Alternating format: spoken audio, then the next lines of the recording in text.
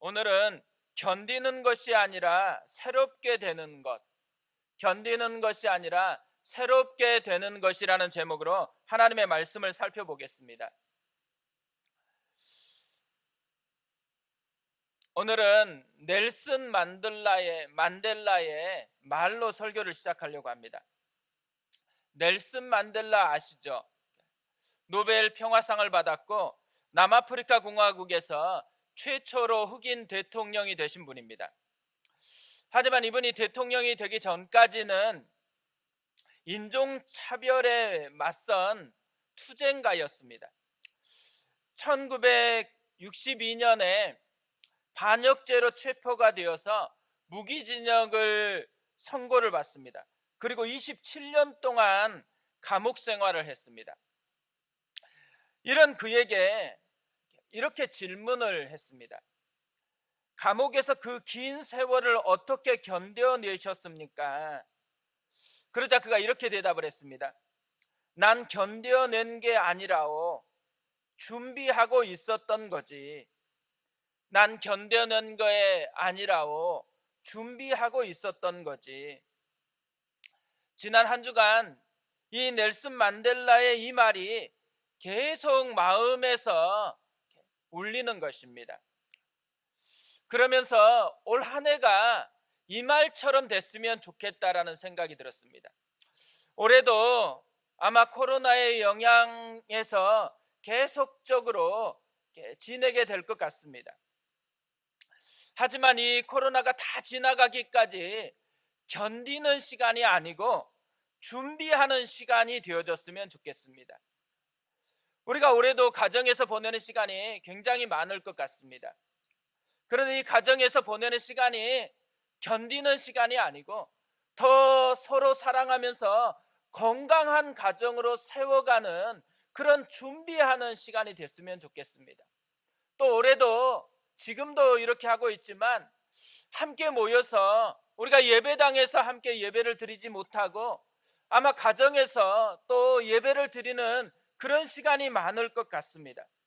그때에도 가정에서 예배 드리는 이것이 불편하고 힘드니까 견디는 시간이 아니고 오히려 가정이 하나님의 거룩한 임재가 머무른 그런 초소가 되어지는 거룩한 땅으로 변화되는 그런 준비를 하는 그런 시간이 되어졌으면 좋겠습니다. 그래서 가정에 들어가기만 하면 하나님의 임재가 느껴졌으면 좋겠습니다. 하나님의 임재로 말미암아서 서로를 보는 눈이 바뀌어지고 가정이 변화되는 그런 은혜가 올 한 해 모든 가정 속에서 이루어졌으면 좋겠습니다. 우리가 지금 베드로 전서를 계속 살펴보고 있습니다. 이 베드로 전서는 흩어진 나그네들에게 쓴 편지라고 했습니다.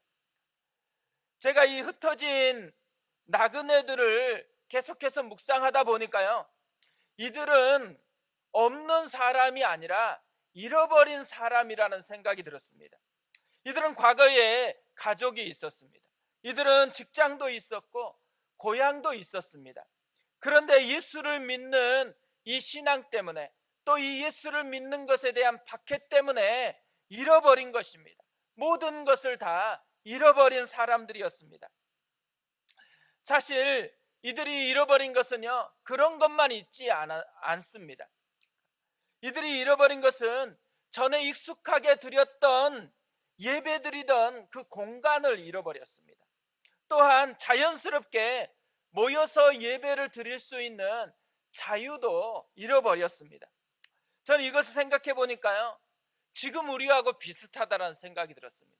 그러니까 코로나 때문에 우리도 함께 이전까지 친숙하게 예배를 드렸던 공간을 잃어버렸습니다. 또한 자연스럽게 모여서 예배할 수 있는 그런 자유도 잃어버렸습니다. 이렇게 뭔가를 잃어버렸을 때 우리 속에 일어나는 현상이 있죠. 찾고자 하는 것입니다. 누구나 뭔가를 잃어버리면 찾고자 하는 마음이 일어나는 거죠. 특별히 잃어버린 것이 소중하면 소중할수록 더 찾고자 하는 열망이 강해지는 것입니다. 지금 흩어진 나그네들은 잃어버렸던 한 가지 한 가지가 다 사소한 게 아니고 너무나 소중한 것들입니다. 그래서 이들 속에 자연스럽게 일어나는 본능이 뭐겠어요?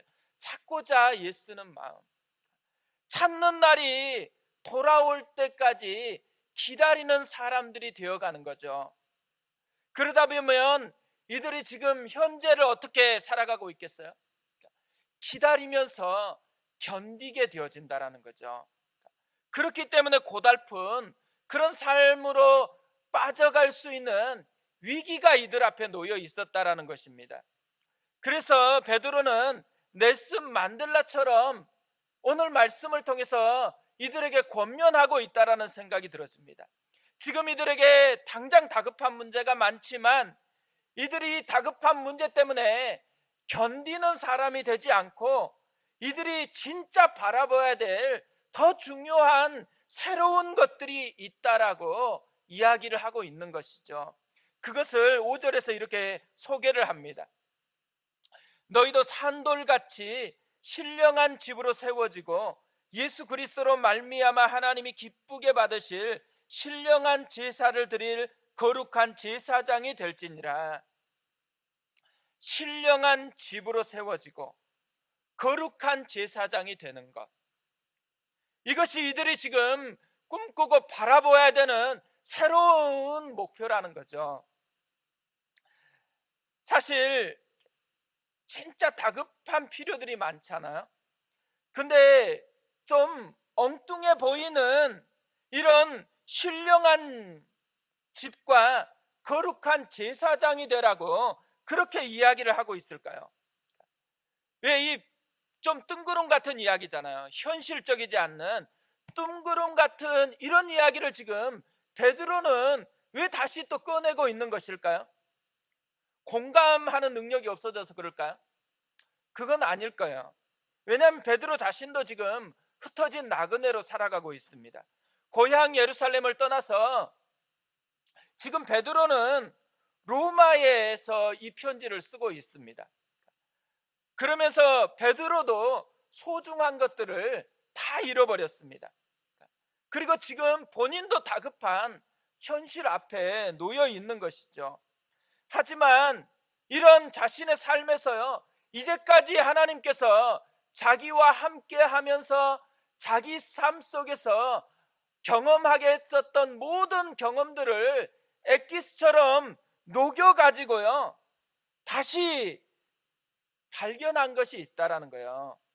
다급한 것보다 더 중요한 것이 있다라는 것을 깨닫고서 그 중요한 것을 지금 흩어진 나그네들, 자기와 같은 처지에 놓여 있는 이들에게 먼저 경험했었던 사람으로서 가이드를 하고 있다라는 것입니다. 어제 책을 검색하다가요, 홀로서기 심리학이라는 책을 발견했습니다. 하도 흩어진 나그네들을 많이 하다 보니까 홀로서기 심리학, 부제가 이렇습니다. 이제는 흔들리지 않고 삶의 중심을 잡고 싶다면, 이 책은요, 임상심리학자이고 심리 상담가이면서 또 개건 교수로 많은 학생들을 가르치고 있는 라라 필딩이라는 분이 쓴 책입니다. 제가 이 책을 소개하는 글을 읽다가요, 이 글 때문에 먼저 구입을 해 놓았습니다. 15년 동안 임상심리학자이자 상담가로서 다양한 사람들의 각종 심리 문제를 상담해 온 저자는 내담자들에게서 한 가지 공통점을 발견했다. 겉으로 드러나는 양상은 달라도 마음속을 들여다보면 모두 홀로서기 문제와 연결된다는 점이었다. 그러면서 이 글들을 쭉 보니까요, 이분이 말하는 홀로서기가 뭐냐면 통제할 수 없는 것들은 그냥 받아들이자라는 거예요. 그리고 통제할 수 있는 자기 마음을 잘 다루어서 삶의 중심이 단단해지게 하는 것, 이게 홀로서기더라고요. 서론에서 이분이 이렇게 이야기를 합니다. 삶의 중심이 단단하면 타인과 세상을 편안한 마음으로 대할 수 있습니다. 제가 이 글을 읽다가요, 베드로가 오늘 이렇게 편지하는 것은 이분이 발견한 이 모습이지 않을까라는 생각이 들었습니다. 베드로도 여러 가지 통제할 수 없는 것들, 그것 때문에 남을 탓하고 힘들어하는 그 모습으로 살지 말고 지금 통제할 수 있는 것, 그것을 견고하게 세워서 삶의 중심을 잡자고, 그래서 이 삶의 중심이 단단해져서 타인과 세상을 편안하게 대할 수 있는 그런 사람이 되자라고 권면하고 있는 것이라는 생각이 들었습니다. 그래서 오늘 말씀을 통해서요, 삶의 중심이 단단해지려면 우리가 어떻게 해야 될 것인지를 살펴보려고 합니다. 첫 번째로 삶의 중심이 단단해지려면요, 본질에 집중해야 한다라는 것입니다. 김미연 선수가 있죠. 골프 선수인데요, 키가 작아가지고, 그런데 너무 골프를 잘하니까 슈퍼 땅콩이라는 그런 별명을 가졌습니다. 근데 그녀가요, 매일 골프공을 2,000개씩 쳤다고 하더라고요. 이분이 그렇게 성공할 수 있었던 비결이 어디에 있다라는 거예요? 기본기를 잘 다졌기 때문이라는 거죠. 사실 기본을 무시하면요, 그때부터 흔들리기 시작하는 것입니다. 그래서 흔들리거나 힘들다라는 이것은 뭘 의미하는 거예요?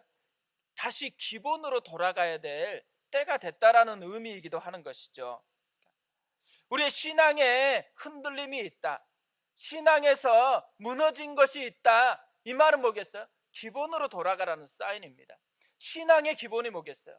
본질인 거죠. 본질. 신앙의 본질을 붙잡는 것, 이것이 신앙의 기본으로 돌아가는 것일 것입니다. 지금 흩어진 나그네들은요, 흔들릴 수밖에 없는 현실 앞에 놓여 있는 거거든요. 그런 그들에게 베드로는 먼저 두 가지 그림에 대해서 이야기를 하고 있어요. 5절을 다시 보세요. 너희도 산돌같이 신령한 집으로 세워지고 예수 그리스도로 말미암아 하나님이 기쁘게 받으실 신령한 제사를 드릴 거룩한 제사장이 될지니라. 하나는 너희도 산돌같이 신령한 집으로 세워지고입니다. 또 하나는 거룩한 제사장이 되라는 것입니다. 웨인 그루뎀이라는 성경학자가 있거든요. 이분이 신령한 집을 이렇게 해석을 했습니다. 성령의 영향과 능력 아래 있는 하나님의 새로운 성전이다. 지금 이들이 공간으로서 성전을 잃어버렸잖아요. 그런데 지금 베드로는 공간이 아니고 너희가 관계로서 세워지는 새로운 성전이다라고 이야기하고 있는 것이죠. 한 사람 한 사람이 산돌이 되어가지고 서로 연결되어지고 세워지는 새로운 성전, 이것이 교회라는 말입니다. 이들은 지금 도망 나온 피해자 단체가 되는, 그래서 항의하라고 그런 요구를 받는 사람이 아니라는 거예요. 오히려 이들은 지금 새로운 성전으로 세워지고 있는 교회라고 그렇게 이야기하고 있는 것이죠. 그러기 위해서 이들이 해야 될 일을 4절에서 이렇게 말씀을 합니다. 사람에게는 버림받아 되었으나 하나님께는 택하심을 입은 보배로운 산돌이신 예수께 나아가, 예수님께 나아가라는 거예요. 예수님이 어떤 분이세요? 사람에게는 버림받았어요. 하지만 하나님께는 택하심을 받았어요. 흩어진 나그네들과 같잖아요. 지금 이들은 사람에게 버림받았어요. 그렇지만 하나님은 이들을 택했다라는 거예요. 하나님은 이들을 선택해서 지금 이들을 한 사람 한 사람 연결시켜서 거룩한 교회로, 거룩한 성전으로 만들어가고 있다라고 이야기를 하고 있는 것이죠. 이 거룩한 성전으로 나아가는 이것을 위해서 더 뭘 해야 된다라는 거예요? 예수님께 더 나아가야 된다라고 이야기합니다. 여기서 예수님께 나아가라는 말은요, 거듭났다라거나 회심했다라는 의미가 아니에요. 이것은 순간순간 예수님과 연결되라는 얘기예요. 예수님과 순간순간 연결되어 가지고 그 예수님의 풍성함을 자기 것으로 경험하고 또 그 예수님과 같은 산돌처럼 되어져서 우리가 서로 서로에게 영향을 미치면서 함께 세워져 가는 공동체를 이루라는 의미를 담고 있는 것이죠. 그래서 우리가 해야 되는 진짜 중요한 그림, 우리의 진짜 목적이 뭐냐? 주님과 함께 거룩한 교회로 세워지는 것, 이것이 우리의 모습이라는 것입니다. 그래서 이들이 진짜 흩어져서 서로가 그렇게 친했던 사람들도 멀어졌지만 그렇게 함께 신앙생활했었던 끈끈한 정이 있었던 그 사람들도 볼 수가 없어요. 그렇지만 보이지 않는 가운데 하나님께서 한 사람 한 사람을 엮여서 거룩한 교회로 세워가고 있다는 것을 알려주고 있다는 거죠. 그리고 두 번째로 베드로가 이렇게 이야기를 해요. 하나님이 기쁘게 받으실 신령한 제사를 드릴 거룩한 제사장이 될지니라. 이렇게 연결된 교회가 해야 될 일이 뭐라는 거예요? 예배라는 거죠. 예배. 신령한 예배를 드리는 사람이 되어야 된다는 거예요. 신령한 예배를 드린다는 건 뭘 의미하겠어요? 그냥 예배 순서에 참여하는 게 아니고 하나님과 연결되는 사람이 되는 것입니다.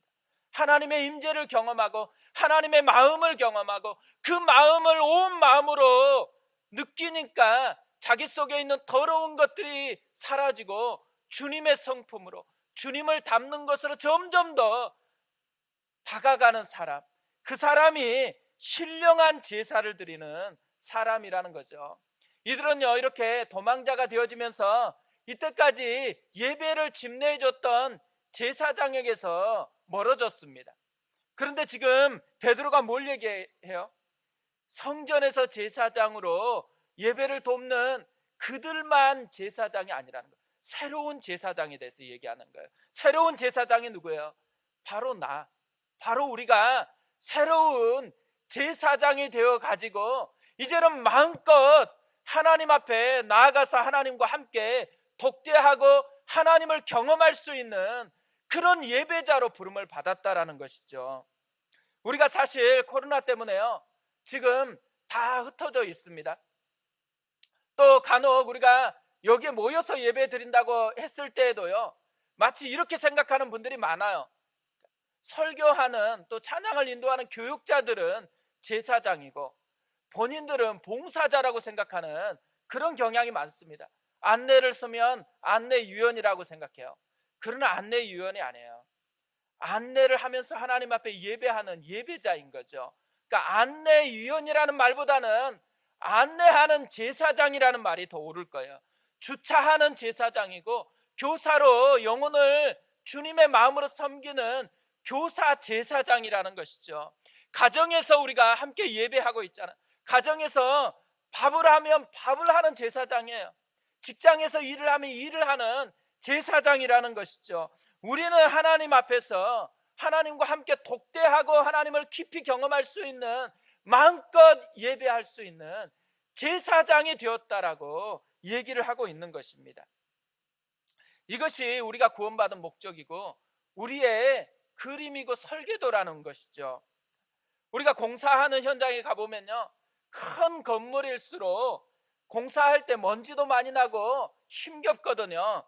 그런데 공사를 진행하고 감독하는 사람들이 자주 보는 게 뭐겠어요? 그렇게 많이 일어나는 먼지나 불편함을 이들이 보는 게 아니에요. 이들은 공사할 때마다 설계도를 봐요. 그리고 공사하는 그 길을 지나가는 사람들은 뭘 봐요? 조감도를 봅니다. 끝마쳤을 때 어떻게 변화됐을지 아름다운 완성된 조감도를 보여주고 있는 것이죠. 지금 베드로가 얘기하는 게 뭐겠어요?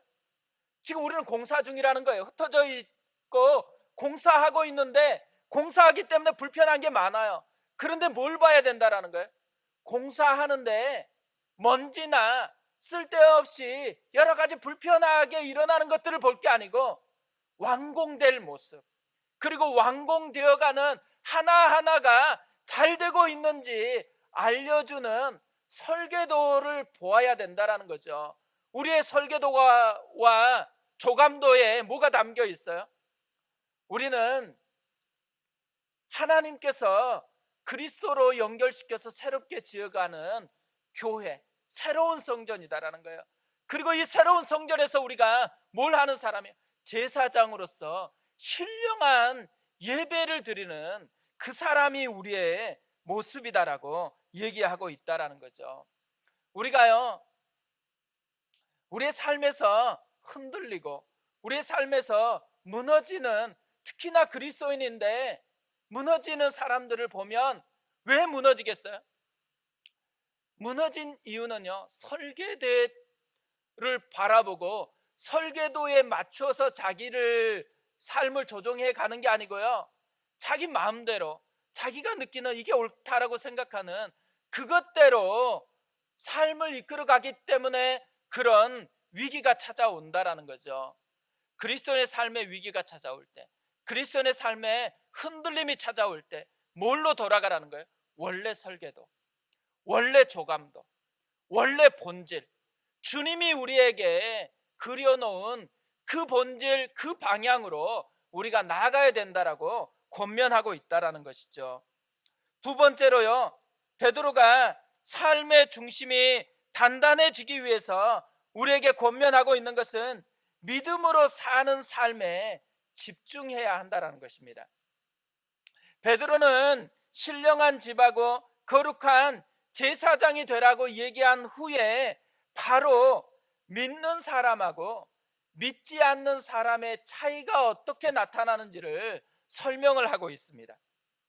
먼저 6절을 보세요. 성경에 기록되었으되 보라, 내가 택한 보배로운 모퉁이 돌을 시온에 두노니 그를 믿는 자는 부끄러움을 당하지 아니하리라 하였으니, 예수를 믿는 사람은 부끄러움을 당하지 않는데요. 그런데 이 말은 반대로 얘기하면 무슨 말이 돼요? 믿지 않는 사람은 부끄러움을 당하게 될 것이다라고 믿는 사람과 믿지 않는 사람의 차이를 이야기를 합니다. 또 7절도 보세요. 믿는 너희에게는 이렇게 얘기하고 또 믿지 아니하는 자에게는 이렇게 이야기를 합니다. 베드로가요, 본질에 대해서 이야기를 했잖아요. 본질에 집중해야 된다, 설계도를 봐야 된다, 이렇게 이야기한 후에 왜 믿는 사람하고 믿지 않는 사람에 대해, 믿지 않는 사람의 차이를 이렇게 설명을 하고 있을까요? 본질의 삶은요, 믿음으로 가능하기 때문에 그런 것이죠.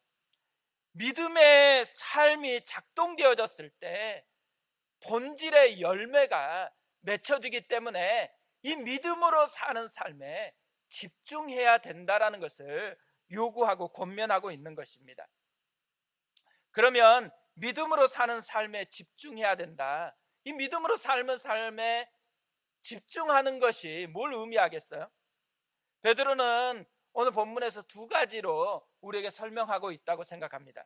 첫 번째로는요, 예수님을 새롭게 경험하는 삶이에요. 7절을 보세요. 그러므로 믿는 너희에게는 보배이나 믿지 아니하는 자에게는 건축자들이 버린 그 돌이 모퉁이의 머릿돌이 되고, 믿는 사람에게 일어난 첫 번째 변화를 여기서 얘기하고 있어요. 그 변화가 뭐예요? 예수님을 보는 눈이 바뀐다라는 거예요. 믿는 사람은 예수님을 보배로 여겨요. 그러니까 예수님을 믿는 가치가 새로워져요. 반면에 믿지 않는 사람에게는 어떻게 돼요? 예수님이 건축자의 버린 돌처럼 취급되어져요. 그러니까 믿음이 작동되어지면요, 항상 우리 속에 뭐가 일어난다라는 거예요? 예수님이 소중하게 느껴져요. 예수님이 이전에도 소중했지만 지금 더 소중하게 그렇게 느껴지기 때문에 보배예요. 반면에 믿음이 식어지면 어떤 일이 일어나요? 예수님의 가치가 하찮아져요. 예수님이 부대껴요. 예수님이 불편해져요. 그래서 버리고 싶은 그런 돌처럼 느껴지게 되어진다라는 것이죠.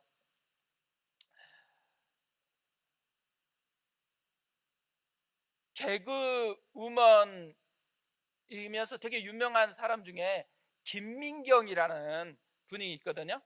아마 다 아실 것 같아요. 굉장히 좀 뚱뚱해서 먹방에 굉장히 많이 나옵니다. 그뿐 아니라 요즘에는 운동으로 굉장히 뜨고 있어요. 근데 이분이 크리스찬이더라고요. 새롭게 하소서에 이 김민경 씨가 나왔어요. 이 새롭게 하소서는 기독교 방송에서 간증을 하는 프로거든요.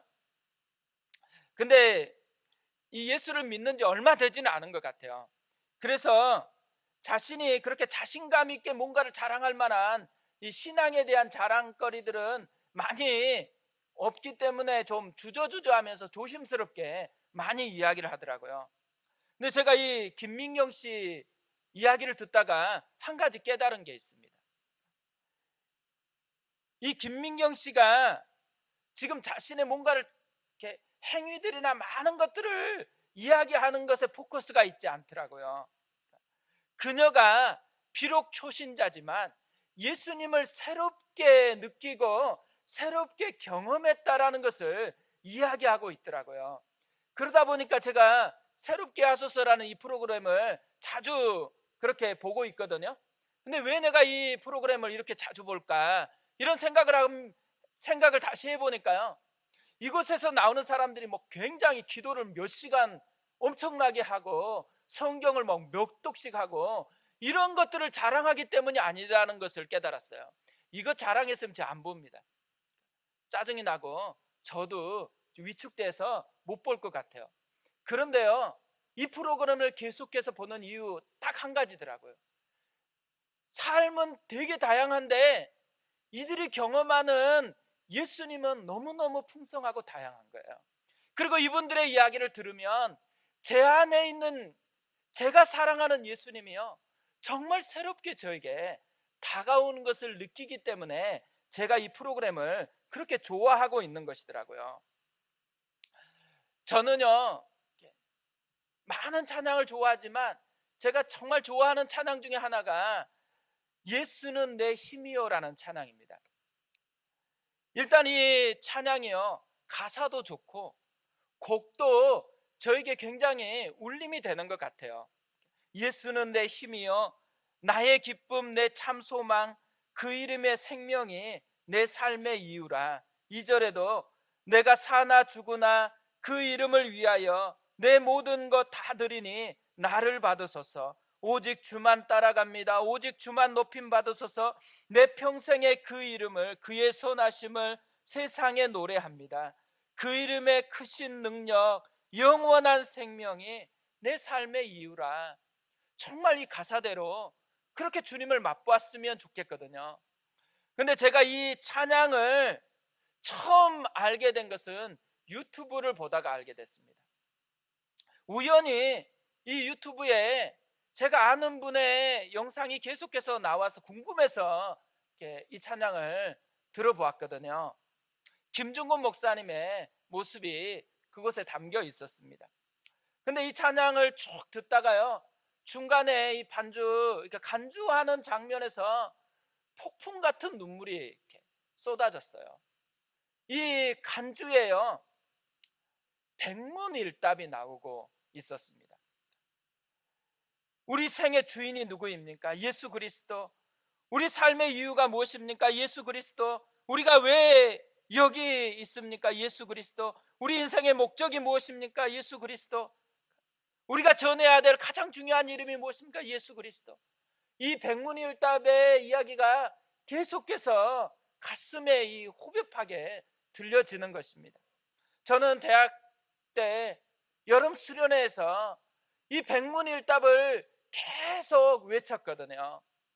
하나하나 질문을 할 때마다 예수 그리스도, 예수 그리스도, 예수 그리스도 계속해서 부르짖고 또 부르짖었습니다. 근데 신기한 게 1학년 때 예수 그리스도, 2학년 때 예수 그리스도, 3학년 때 예수 그리스도, 4학년 때 예수 그리스도 다 달랐어요.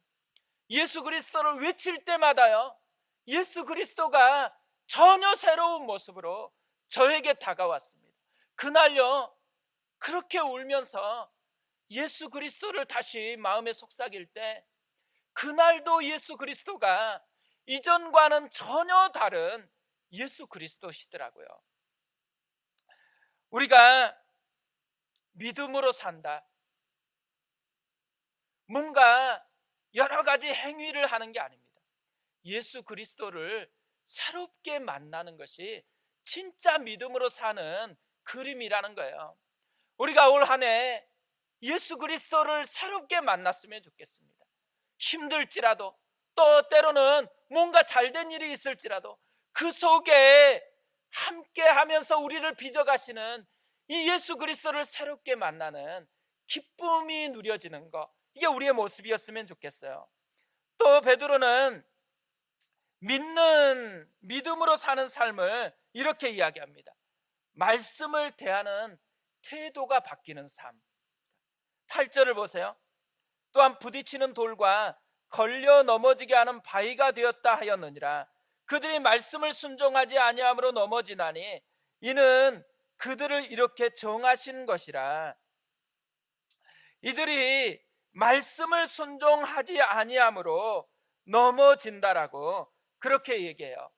말씀을 대하는 태도에서 모든 것이 결정되어진다라는 것이죠.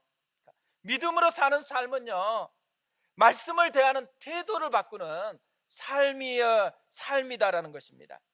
말씀을 대충대충 넘기지 말라는 거예요. 말씀을 내 가슴으로 연결시켜야 된다라는 거예요. 말씀을 내 인격으로 연결시켜야 되고, 말씀을 내 삶으로 연결시켜야 된다라는 거죠. 그리고 그 말씀 속에서 하나님과 연결되어서 하나님을 발견하고 내 삶을 이끌어 가시는 그분을 맛보아야 된다라는 거예요. 사실 이 8절 앞에 보면 이 예수를 믿는 사람과 믿지 않는 사람의 차이를 이렇게 설명을 합니다. 예수를 믿게 되어지면은 이 버린 돌이 모퉁이의 머릿돌이 되어지지만, 믿지 않는 사람에게는 부딪히는 돌과 걸려 넘어지게 하는 바위가 된다라고 얘기해요. 이 히브리 사람들은요, 건축을 할 때 모퉁이 돌을 먼저 세웠습니다. 이 모퉁이 돌이요, 기초석이 되고 그것에서부터 하나씩 하나씩 돌을 놓고 건물을 지어가기 시작했거든요. 사실 이 머릿돌이라는 말은 건축의 시작이면서 끝이에요. 그뿐만 아니라 이 모든 건축물을 지탱하는 힘을 이 모퉁이 돌이 주고 있다라는 것이죠. 결국 무슨 말이에요? 말씀 속에서 주님과 함께 하게 됐을 때, 그때 우리는 이 말씀 속에 거하시는 하나님으로 말미암아 피난처, 내 힘을 공급받는다라는 거예요. 그러나 이 말씀에 대한 태도가 왜곡됐을 때, 믿음이 작동하지 않았을 때는 어떻게 돼요? 이것이 오히려 불편하다라는 거, 거치는, 또 나를 넘어지게 하는 그런 역할을 하게 된다라는 거. 빨리 이 말씀을 지워버리고 싶고, 이 말씀은 불편하니까 이 말씀에서 벗어나게 하려는 그런 모습으로 나아가게 되어진다라는 것이죠. 말씀을 대하는 태도에서 우리의 삶에서 힘을 얻느냐, 아니면 우리의 삶이 무너지게 하는 그런 방치를 하느냐가 결정되어진다라는 것을 우리에게 알려주고 있어요. 어제 퇴근해가지고 다시 설교를 마무리하려고요, 노트북을 켰습니다. 노트북을 어떻게 켜요? 파워 온을 하면 노트북이 켜집니다. 근데요, 노트북은요, 그냥 파워가 들어가지 않을 때는 기계예요. 여러 가지 조합되어 있는 그냥 기계에 불과하거든요. 근데 신기하게 파워 온을 하면은 노트북이 살아나기 시작합니다. 거기에서 엄청난 것들을 할 수 있는 것으로 변화되기 시작하는 거죠. 저는 어제 이 노트북을 켜다가요, 오늘 말씀을 준비하다 보니까 믿음으로 사는 게 이거구나, 이런 생각이 들었어요. 믿음으로 사는 것은 파워 온을 하는 거예요. 우리가 온 예수, 온 지저스 크라이스트를 하는 거고, 온 바이블을 하는 거예요. 하나님께 연결을 하고 말씀에 연결을 해서 하나님이 공급하시는 은혜를 내가 회복하고, 하나님의 말씀대로 살아감으로 말미암아 공급하시는 그 힘을 맛보는 것, 이것이 우리가 믿음으로 살아가는 모습이라는 것이죠. 우리의 삶에요, 그래서 온을 해야 된다라고. 온 지저스 크라이스트, 온 바이블, 이것이 올 한 해 우리 속에서 일어나는 그런 은혜의 역사였으면 좋겠습니다. 그래서 우리가 정말 하나님을 새롭게 경험했으면 좋겠어요. 그리고 우리 속에 예수의 주신 이 말씀으로 말미암아 변화되는 인격, 삶이 우리의 모습이 되어졌으면 좋겠습니다. 우리 이 시간에 같이 한번 이 마음을 가지고 찬양했으면 좋겠는데요, 오늘 우리가 하나님 앞에 올려드리고 싶은 찬양은 내 삶의 이유라는 찬양입니다. 하나하나 이 가사를 우리의 가슴에 품고서 하나님 앞에 고백함으로 이 찬양을 올려드렸으면 좋겠습니다.